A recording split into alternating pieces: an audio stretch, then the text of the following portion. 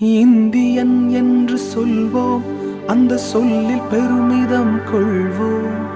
தீங்கற்ற தேசம் படைக்க நம் கைகளை இணைத்துக் கொள்வோம்.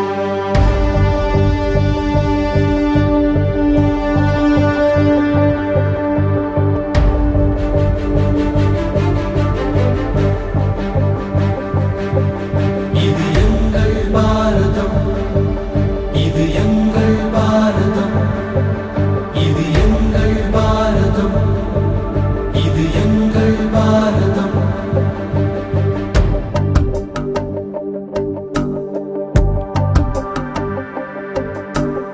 இந்தியன் என்று சொல்வோம், அந்த சொல்லில் பெருமிதம் கொள்வோம்.